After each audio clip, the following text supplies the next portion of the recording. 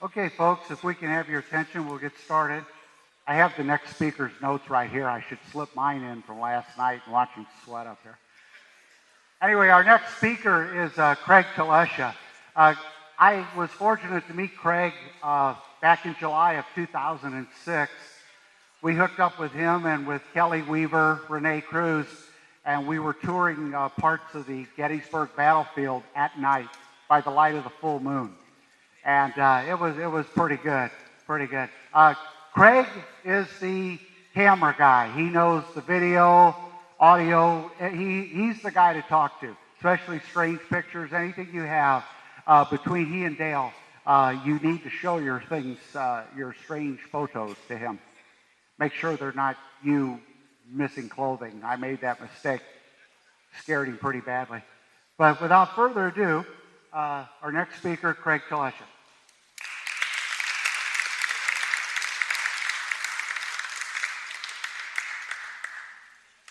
Thanks, Len. Need my little clicker. Hi, my name's Craigtelesha, and let me start with my introductory video.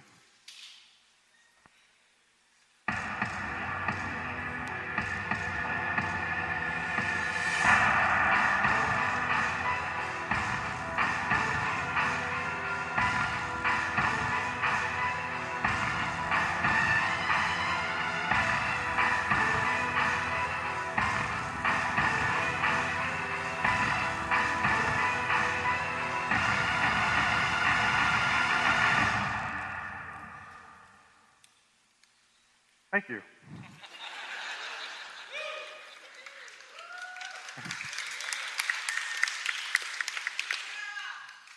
I've been ghost hunting for about probably 11 years. We're right about there. I'm the technical director for Spirit Society of Pennsylvania. That is in Pennsylvania, obviously. I don't know if any of you guys have heard of John and Kelly Weaver. They run the Spirit Society out there. I'm their technical advisor. I'm also the author of Strange Frequencies, which is a book that Troy has put out. Thank you. Unfortunately, this isn't my day job. I wish it was sometimes, but during my day job, I started out my life. I wanted to get into electrical engineering, but wound up getting into computers anyway, and been working on the internet and doing computer stuff for the last 15 years. But my first love is electronics. And when I got into ghost hunting, it was actually partly because of Troy. About 11 years ago, I was taken to a conference. It was one given by Kelly Weaver. And Troy was there, and if you guys remember, back in the day, that's when digital cameras were just first coming out. And there was some speculation that digital cameras didn't work. There was some speculation that film cameras were better. You know, there was a big controversy over it. And my first question was, why? Like, what's the difference between digital cameras and film cameras that makes them so special that basically I was told digital cameras can't take pictures of ghosts? Of course, today we know that's not true anymore, and we've been out using digital cameras like crazy. Digital cameras have gotten just as good, if not better quality than film cameras, but back in that day, that was what got me started in ghost hunting. So I started investigating it, and then I started a website called ghost-tech.com. And since then, I've been putting up new trinkets and adding things to it that have to do with any type of technical stuff. So, and my whole game is to demystify the technology behind ghost hunting. As I make the microphone pop. So. Now, a lot of the technology that we use today, you probably bought from either Circuit City or any of the major chain stores. A lot of the things that we don't think about, though, when we buy these devices is that we don't realize that they're not designed for ghost hunting. So you got people with cameras, you've got people with camcorders. There's no ghost setting on it. There's no pitch black setting on it. So you have to kind of play around with these devices to try and learn exactly how they're going to work and interact with the spirit world. A lot of people will go home, they'll go out, they'll buy their camera, they'll take it out, and the next thing you know, they're out in some graveyard someplace taking pictures. Do you know how the cameras, do you know what kind of effects it's going to have on the camera? Is a camera going to be able to take a picture in a graveyard properly? Is it going to focus properly? Is it going to pick up dust orbs? Is it going to pick up, any kind of crazy stuff that you're not realizing that maybe that particular model has a problem with it? These are the other type of things that I like to look at and try and, again, demystify what's going on.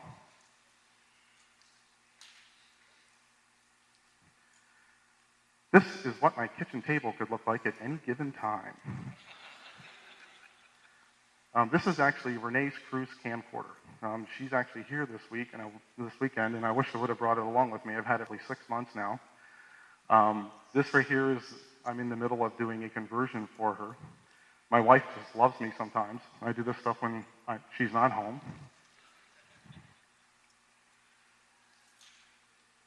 And my day job, for those that don't know, I do network administrator stuff. I run around, I go to businesses, I hang out, put in networks, and all kinds of crazy stuff. And sometimes I get to go to people's houses. Most of our clients are business-based clients, but sometimes I get to go to people's houses. And my latest story from going to a house, and I try and keep my business life and my paranormal life separate, because some people get weird about it. I don't know, I'm sure a lot of you here have gone out. If you talk about ghosts, people get weird. They don't want to talk about it. They don't want to say anything about it. They don't even want to hear about it. They might be religious. So I go over to a doctor's house. Now, this doctor lives in this huge mansion. He's not home. I'm there to set up his wireless network. I'm sitting in their library. I'm working on the computer, and I look over, and there's a whole shelf full of paranormal stuff. Paranormal books. I think one was even Rosemary Ellen Guiley's. So this kind of opens up a little bit of a gate for me to just mention to her about it. And this is his wife, by the way. And she tells me a little bit about, she's interested in it and stuff like that. But you have to go downstairs and talk to my son. I'm like, okay. So I finished what I was doing. It was the end of the day. I didn't want to take up business time, obviously. So I go downstairs. I'm creeping down the steps, just wondering what I'm going to run into. And there's two guys sitting on a couch watching VH1C. It was like a scene from Beavis and Butthead out from MTV. But hey, I'll give them the benefit of the doubt. So I introduced myself, and they even kind of looked like Beavis and Butthead, so I had to dub one Beavis and one Butthead. So they were sitting there like, cool. But, So anyway. So they start telling me that they had actually made this apparatus to draw spirits in. I'm like, okay. And he starts telling me a little bit about it. He doesn't really know a lot about electronics. It just kind of came to him, he said. So I'm like, all right, well, let me see it. So Butthead looks at the other one and goes, hey, Beavis, go get the plate. Like, Beavis leaves the room. He's gone for about 3 minutes. He comes back, and he's holding a dinner plate full of wires. Now, fortunately, since I was on the job, I didn't have a camera with me. I'd have loved to have a picture of this thing. So he comes out. He's got a cord on it. He's going to plug this thing into the wall. So I'm just, all right, go ahead. Plug the thing in. And he plugs it in, and nothing happens. And it's sitting there, and it's sitting there, and it's sitting there, and nothing happens. And unfortunately, no spirits showed up that day. But it was kind of weird, and it kind of intrigued me. And there's been a lot of speculation in the paranormal field that high voltage will actually draw in spirits. So I went out on Ramsey.com. I found this guy. Unfortunately, I don't have a real picture of it. This is a high output device. This device right here is the same thing that's inside of a television set, and it's the same thing that the Butthead had on his plate of wires. We can try this tonight for those that are going to be at the investigation.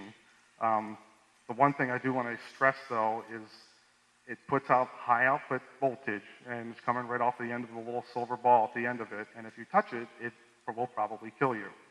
So we'll have to put it somewhere. If you laugh, it's not a joke. Anyway, you know how when you have your recorders, you're out there in the field, it kills your batteries, or your flash dies, or you're running your camera and your batteries die. It's speculated that ghosts are actually drawing energy off those batteries.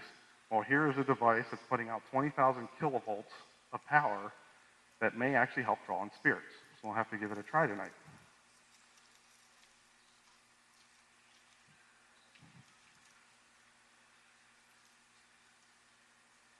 How many people watch the paranormal shows? How many people started ghost hunting because of the paranormal shows? Good. Okay. Just thought I'd check. Reality TV has been coming and going and coming and going, and I thought by now it would have kind of disappeared, but it hasn't. I watch TAPS, I watch Paranormal State, I watch all of the paranormal shows because I think it's great. I think you get to see the places, and there's all kinds of cool places we'll never get to go into, unfortunately, but these guys will, obviously. But with the paranormal shows and with reality TV, it's starting to get a little bit cheesy. I don't know if you guys noticed. It started out with TAPS. Now, TAPS was really good. Don't get me wrong. The first 2 seasons of TAPS were awesome.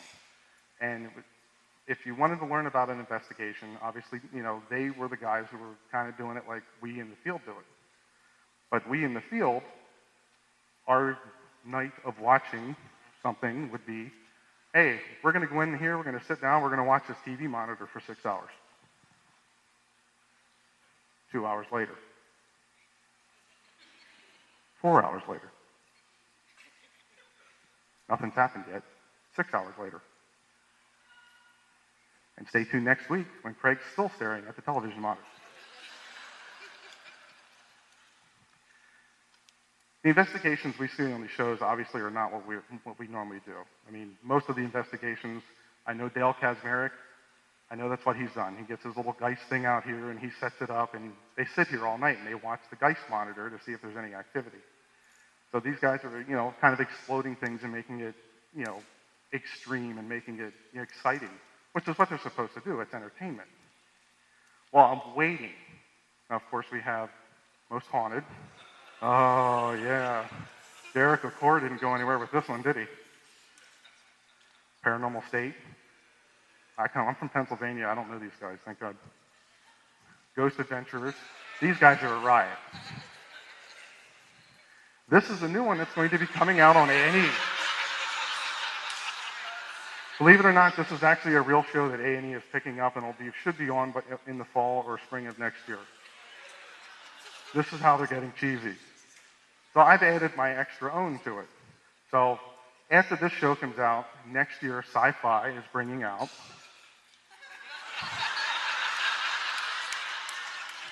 Slimer versus Raw. Gene Simmons' Family Goals.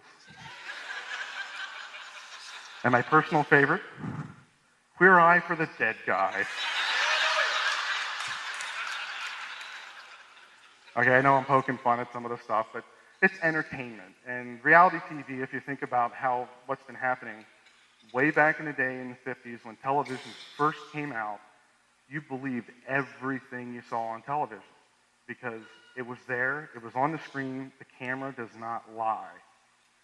Well, the television's kind of lost that luster because we as a society have started learning that there is such a thing as editing, there is such a thing as CGI, there is such a thing as just faking things and making them look good, and on the camera it's two-dimensional, it's hard to tell what is what. Well, unfortunately, since they lost that luster and then Survivor came on TV, it kind of breathed a whole new reality session back into the television age where people started believing stuff. And I don't know if Survivor was real or not, but you got to wonder, all these camera guys running around, they're probably eating cheeseburgers, and these guys are surviving on the island. You got to wonder if someone paid somebody off for a cheeseburger or something. And then Cops came on the air, and I don't know, who's ever heard of Butch Witowski? He's from MUFON in Pennsylvania. I'm way out west, so nobody knows who he is. He's an old Pennsylvania state cop. When we started talking about this a couple of weeks ago, he had to relate a story to me that he just thought was a riot. Cops came on the air, and people were digging it. It's real. Look at this. These guys are chasing down thieves. And he says, well, how'd the camera guy get in front of the thief? It's like, the cop's running, the camera guy is in front of the cop running, he's carrying 50 pounds of equipment. Why is he in front of the cop? Shouldn't the cop be in shape, catching the thief faster than the camera guy can run? He made a point. I'm like, I never thought about it that way. So there's a lot of things in the reality TV series you can pick up on and see that. Now, of course, we've all seen the jacket tug from TAPS, stuff like that on YouTube. There's a lot of that stuff coming out. It's entertainment. It's entertainment. It's getting way out there anyway. So basically my point is that, the reality TV is going to the point where, it's starting to get cheesy again.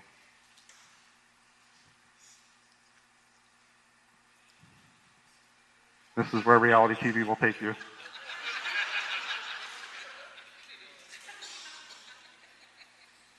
Okay, on to paranormal technology.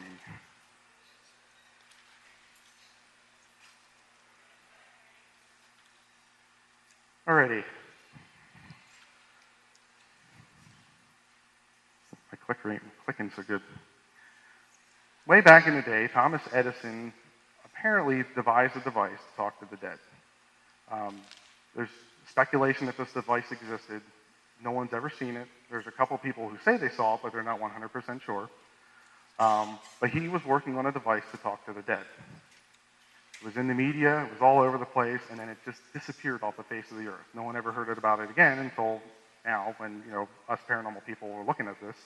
We're looking, hey, there's ways to talk to the dead.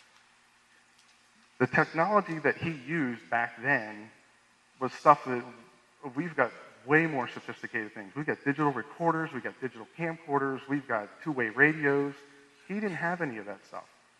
His technology back in that day didn't even have a microphone like I have here to amplify sound. And he was working on something to talk to the dead. If you could get a hold of this apparatus, if it actually existed, would you try it out? Yeah. Jurgensen, back in the day, also another prominent guy in the paranormal field, he did a lot of EVP research. He didn't have digital recorders. He didn't have camcorders.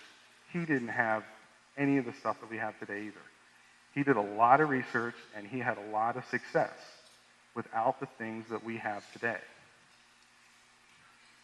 Konstantin Raudive, same way. He was actually a mastermind in creating new devices as well, which I will show you how to build your own Konstantin Raudive device here a little bit later. He actually created devices that were, seemingly supposed to be able to talk to the dead, obviously. And he had a team of experts who actually worked on devices to try to make. And then there's Sarah Estep. She passed away last year. She also did not have digital recorders. She also did not have any of the stuff up until, obviously, the time, But she had, everything was reel to reel. Everything was electronic devices that we don't have today. So what am I getting at? How many people own a digital recorder? How many people own a digital camcorder? Yeah. How many people own a reel-to-reel recorder? There's like one. Okay. There's like three. Okay. The devices that we use today, we're discounting the devices from yesteryear. We go out with our digital camcorders. They're completely different technology. They're completely different devices. And we're not using the older devices along with the newer devices to try and, capture evidence. Sarah Estep, Raudive, they all had success with their devices. Their devices are way different than the ones that we have.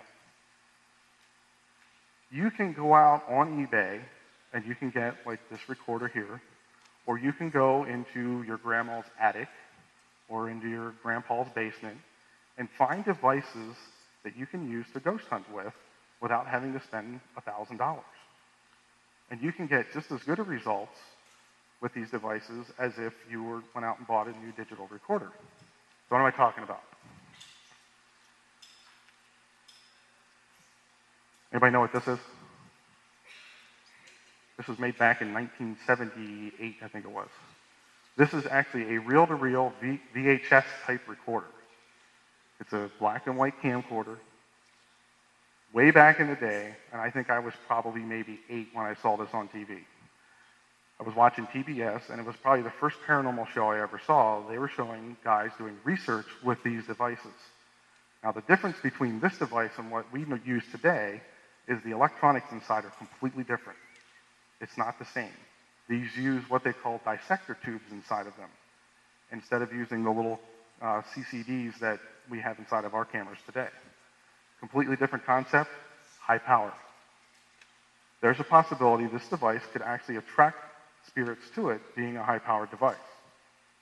Now, when these guys on TV were doing this experiment, they actually put the camera, they set it up, they put the lens cap on it, and they let it sit there. And they ran it that way, and then they would play back, and you would actually get results with it. You would actually see a spirit come across the screen, even though there was nothing in front of it that it was actually taking pictures of. So it didn't see the curtains over there and stuff. Completely different experiment, something I've never seen before. I was 8. I actually just remembered it a couple of weeks ago, and I'm like, wow, I got to try this. And I actually own this thing right here, so I'm actually going to have to take this out in the field and try it. Your grandma may have one of these in her attic. Your grandpa may have one in his basement. You can get it on eBay. I think it's $20. I think you can get these things on eBay for. Excellent ghost hunting device. $20. I got one of these sitting over here. SVHS recorder. You guys probably have these in your own basements. You put it away. Records for 6 hours. There is no digital, there is digital recorders that'll record for 6 hours. These guys will record for 6 hours on a different type of medium than digital. It's completely analog. If you know the difference between analog and digital, analog is you see me right now, your life, everything you see in your eyes is always coming in at the same rate, at the same time. You're constantly receiving information. That's an analog signal. So basically, we're analog. Digital is a completely different animal. Digital takes everything that you're seeing and coming in and breaks it down into little ones and zeros and puts it on a chip. So it's a completely different setup than what you guys are used to using and what this device doesn't do. It's a different technology. So who's to say this device might not pick up ghosts? Maybe the digitals don't. Who knows? Really old television sets. What happened on June 12th? Anybody know? Digital to analog digital transition, right? So basically there's no airways. You can't turn, I have a little TV up here. Okay, everybody come up here. I'm just kidding. There's no TV signals. They're all gone. ITC research, one of the main things that they've been doing with ITC research over the past couple of years is using televisions to actually, get images on the screen.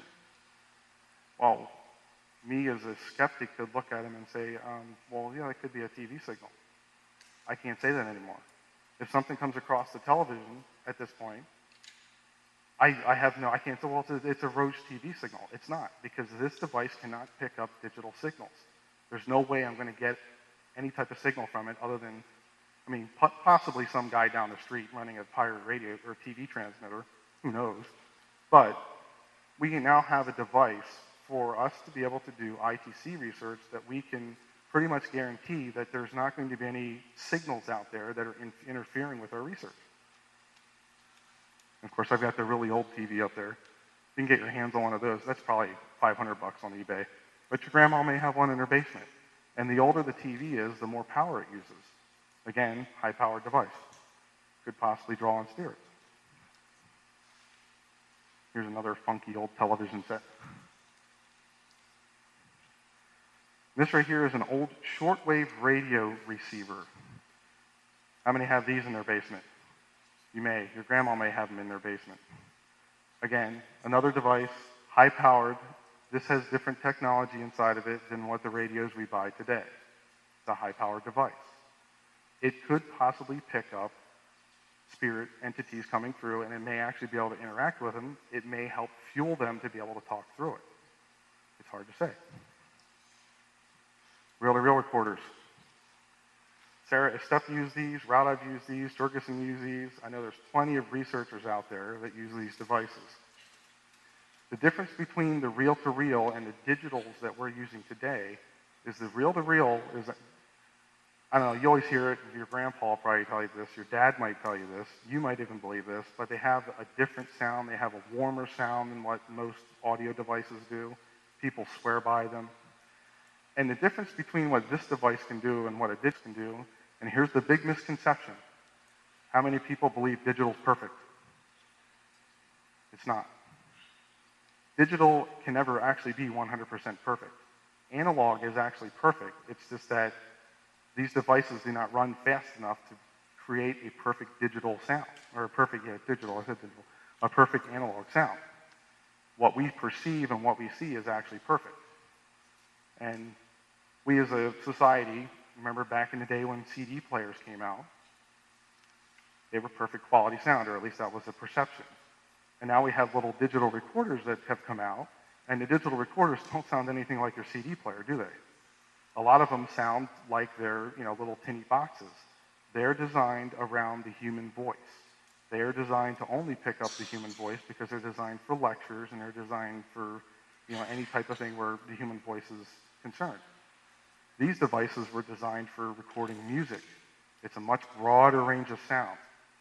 So there's things that you may pick up on your digital recorder that sound weird. And it could be somebody walking up and going. And on a digital recorder, because the frequency of that is higher than what the human voice is, that could sound like someone trying to talk to you. This device right here, recording the entire range of the audio spectrum, you might actually be able to discern what this is. You're doing that.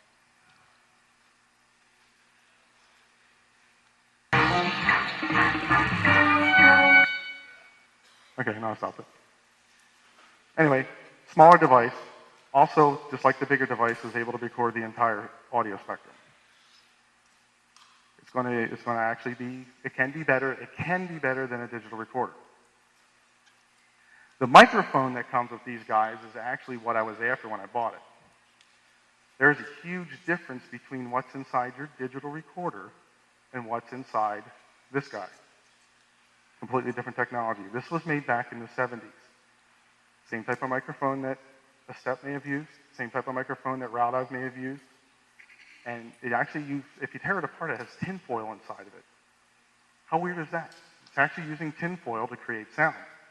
The little microphones inside your digital recorder, they use a completely different technology, and there's no tinfoil inside of it. So I don't know. The tinfoil might have something to do with it.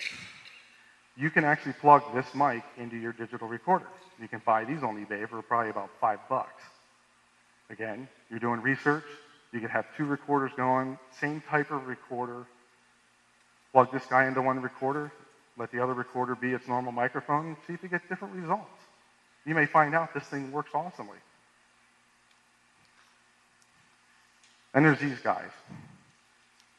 If you've got my book so far, there might be people in here who already have my book. I put a schematic of a circuit in my book. And it's a little device that allows you to actually hear EMF. Everybody know what EMF is? Do I have to do the grant thing? EMF stands for electronic, okay. Anyway, EMF, everybody knows what EMF is. You can normally take a meter, you can walk around, you can see if there's high EMF in your area, if you can look at the power down here. This guy right here will actually allow you to hear. I found these on eBay for $3 a piece, and there's actually 26 days left on the auction, so if you want one, you can go get one. The guy's got like 80 of them left. They're $3 a piece. Put a 9-volt battery in the bottom of it. It works just like the circuit in my book. And you can walk around and you can stick it on the light. You can hear the light. You can stick it, over maybe around your computer. You can hear different sounds there. All those sounds are all electromagnetic. Now, during an investigation, you could take this and put it in the middle of the table, make sure there's nothing else around it, obviously, that puts off EMF.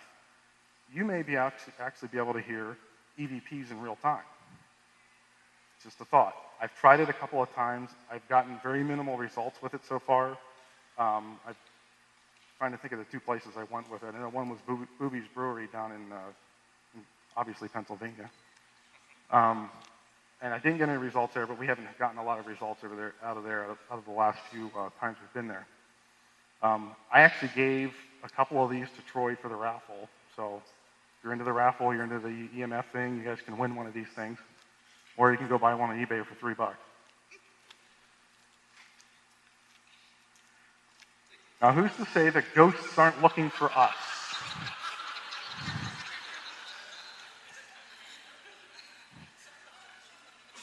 One of the other big theories is that ghosts are actually trying to communicate with us just as much as we are trying to communicate with them. And of course, this little cartoon depicts them trying to run around and find us. I don't know how I feel about this. I don't know if it's true. I would hope it's true. That would be really cool. but it was more of a joke. I'm going to go back to my kitchen table for a minute. How many people in here would love to make their own devices? Okay, cool. All you got to do is tear a camera apart and take the little plastic piece out of it and put it back together. Everybody can do that? Anybody want to do that? Okay. This is what I do. Any device, anything I get, I tear apart. I don't care what it is. I had a Furby, I tore it apart. It lasted like 3 days. I just wanted to know how the thing worked. I tore it apart. This is actually Renee's cruise camera. So Renee, this is how I left it on my table. I'm going to ship it back to you this way. I'm going to show you a simple setup, a simple device you guys can build. This is a device that Raud I've used. I believe it was actually created by him, or at least by his team of experts. And it's based around that little guy down there at the bottom, which is called a diode. You can get these at Radio Shack. You can probably find them on eBay. You can get them at Ramsey Electronics. You can get them at Mauser Electronics. They're very, very simple. It's called a geranium diode. You go to Radio Shack, you get one of those. You get alligator clips, the ones with the wires on them. You have alligator clips on both ends of it. You clip one alligator clip on one side, one alligator clip on the other. You got 2 wires coming off of it. And then you get yourself what they call an 1/8-inch jack. This goes into the end of your recorder. Plug him in, put one jack on one terminal, one jack on the other, and you've just made yourself a Raud diode. This is how simple these devices can be. This opens a whole new realm for you to do EVP research. Now, unlike a microphone, this you cannot actually hear sound out of. This right here, you'll hear nothing when you're recording it, and then when you play it back, you might actually hear something, but you won't hear yourself talking. So you might need to have another recorder running at the same time, so any questions you might ask, you can hear if it's a response to it. Now, the other difference is, and the devices I just showed you, like that little reel-to-reel recorder there, the reel-to-reel recorder is an analog device. Your digital recorder is obviously a digital device. This setup actually works differently on both recorders. So if you plug it into your digital, you're going to hear something different as opposed to plugging it into an analog recorder. Make both of them up and try them out. It's a completely different setup, and you'll have made your own ghost hunting device. You can say, hey, I did it. In my book, I go through a couple of other things that you can actually build, and I've been intending to put stuff up on my Ghost Tech page, but unfortunately my day job takes up way too much of my time. I need to talk to my boss about that. But you can make your own devices, and it's more geared towards ghost hunting at that point, as opposed to just buying your average digital recorder.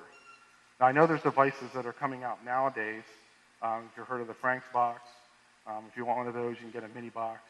They're like $200 or $300. That was actually designed for ghost hunting, but again, it's $300. I know most of us don't have $300. I don't. I can't just shell $300 out anytime I want to. But that's why I buy stuff on eBay and just destroy it and change it and play with it. And it costs me $20, and sometimes it works out, and okay, sometimes I wind up with a mess on my kitchen table that I can't put back together.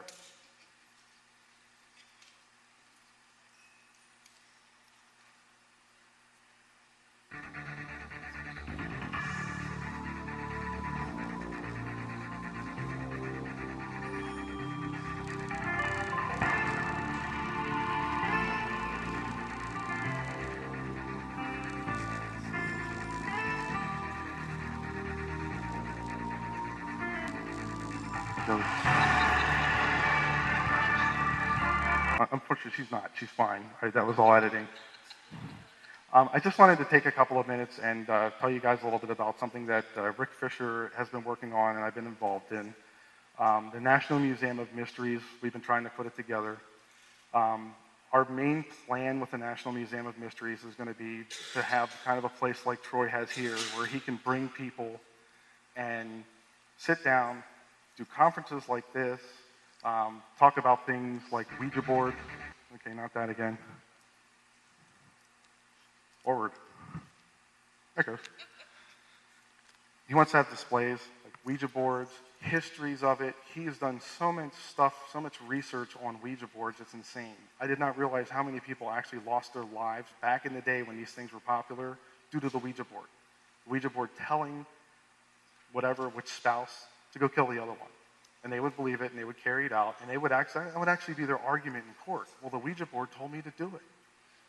It's scary to think about. He's got tons of stories like that, tons of research. And obviously Bigfoot. I know this is a paranormal conference and we're into ghosts, but you know, Bigfoot, tons of Bigfoot stuff, Bigfoot casts, Bigfoot, anything you name it.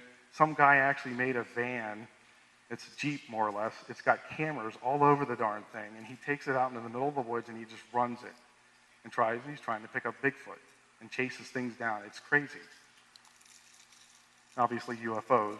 I'm not sure what that is. It looks more like a parking light from someone on the other side, but that was the photo I found, like the best UFO photo ever. I'm like, okay, there it is.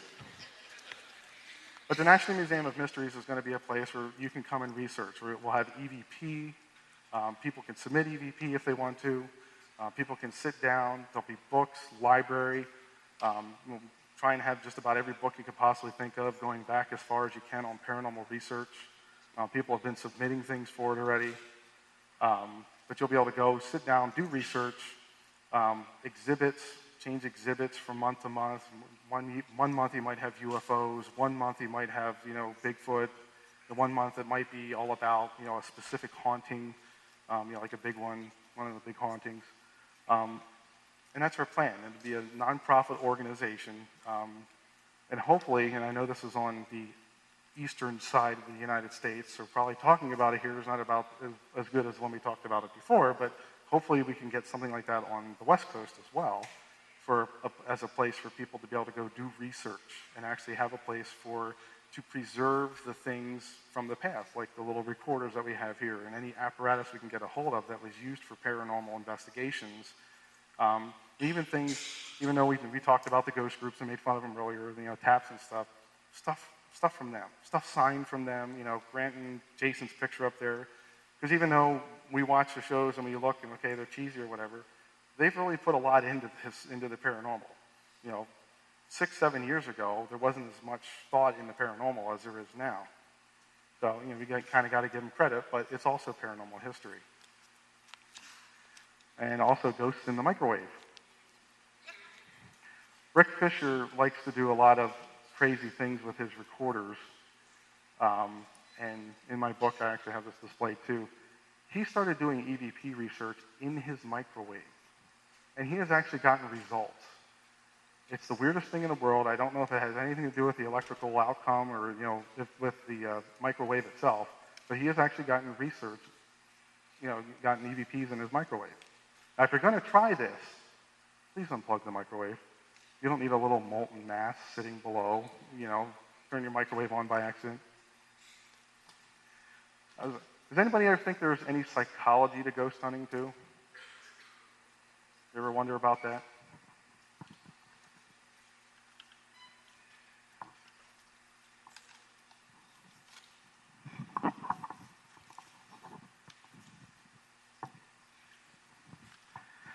So we walk into we walk into a place. What's the first thing we do?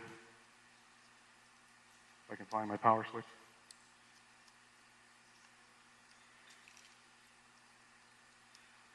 We walk in and we go, hey, is there any ghosts in here? Is there any ghosts? Right over there. All right, cool. We walk into people's houses. We've got our cameras blazing, and we're looking. I'm looking for my power switch because now I'm blinding the crowd.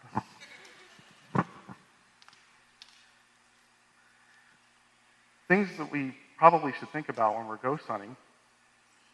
What would you do if the SWAT team broke into your house right now with their guns blazing? What are you going to do? You're going to run away. You're going to run in. You're going to go hide in the closet, right? I mean, that's what I would do. I'm going to go hit the bathtub or something. I'm going to be someplace I'm going to be safe. So when we walk into a house or a place like that, the psychology behind it is, maybe we're doing it wrong sometimes. Maybe we need to take a step back and realize that, be inviting. I've had a camcorder sitting over here the entire time. Has anybody noticed it over here? Anybody wonder why it's staring at the crowd? You may have thought about that when you walked in the door. It's like, okay, why is the camera pointed at the crowd? That's kind of weird. But now, 2-3 hours later, you probably don't notice it anymore, right? One of the thoughts is, if possible, obviously, we can go into a location, Of course, maybe we can do this tonight. Set our equipment up and let it sit there. Let it sit there maybe for a couple of hours. Let the ghosts get used to it. Let them take it in, check it out. We're not there. And then be able to come back and be able to do our research that way. And maybe, just maybe, it'll be more inviting to them that they might actually want to come out. Just a thought. Of course, it's supposed to be all electrical, but now I'm getting all psychological on you. That's all I got. Any questions?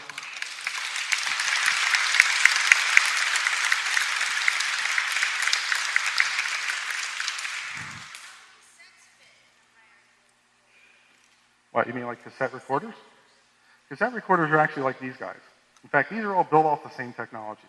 Reel-to-reel players, 8-track recorders, if you remember those, way back in the day. I'm sure there's got to be somebody who still has one in their car. But, yeah, it's the same setup.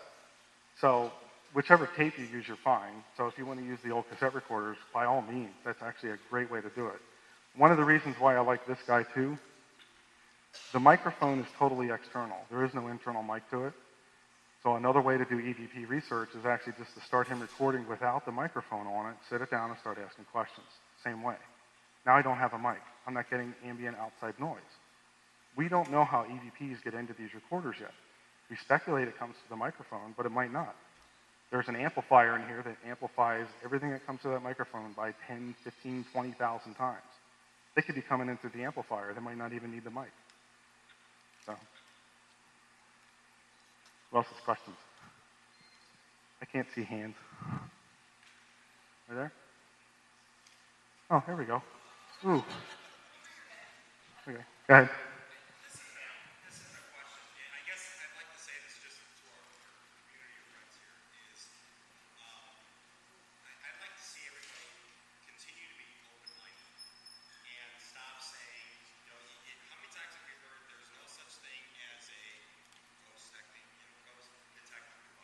Right.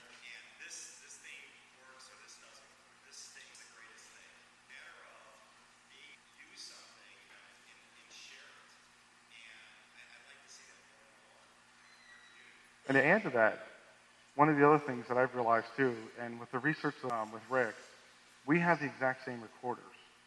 We've taken the recorders and we set them aside 2 hours, and they'll blink. We'll ask questions, they'll blink.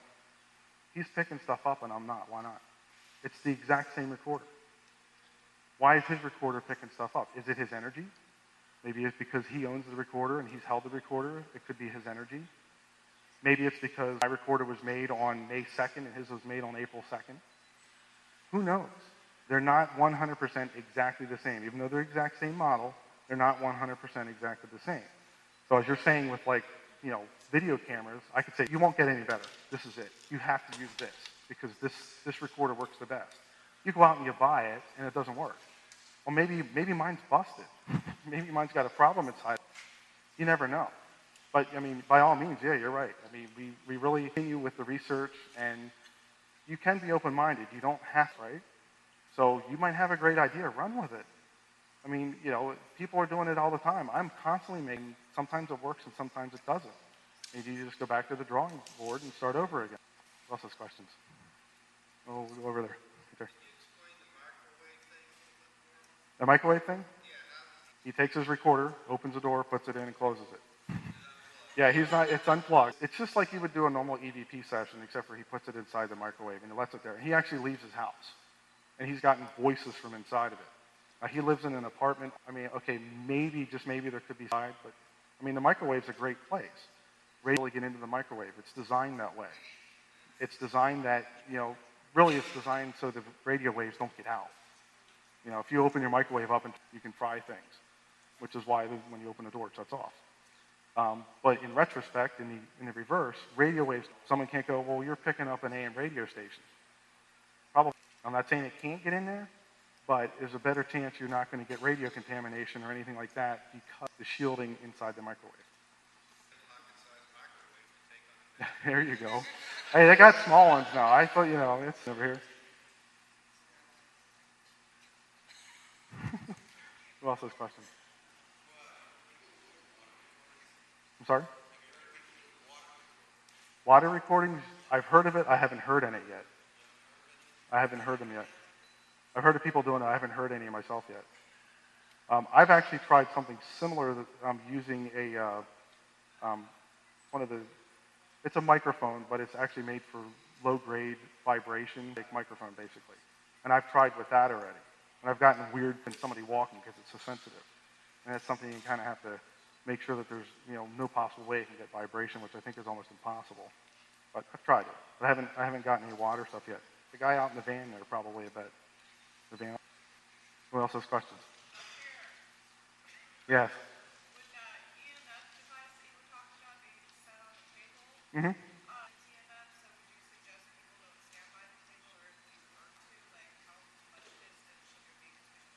Played with it and not gotten it to pick me up, but really any device that you use, if you think you have a great chance to, just your little recorders you have, if you pick it up and just rub your thumb on it like that, you can't hear it. But your recorder can hear it. It's like taking your finger and just rubbing it lightly inside your ear. Nobody else can hear it, but you can. So it's picking up the vibrations. But yeah, I would keep I would probably, if you're going to sit around the table, probably try not to touch the table and, put it in the middle and let it do its job. So. Anybody else? Right there?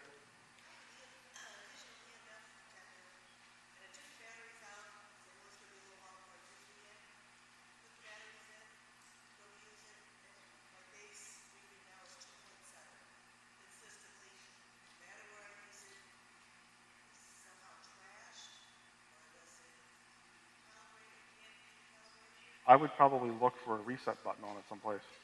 See if there's a way to reset it. It sounds like the chip inside of it probably got a little scrambled from being off for so long. Normally there's like a little pinhole someplace and you can reset the processor. So check that out. Anybody else? Down here?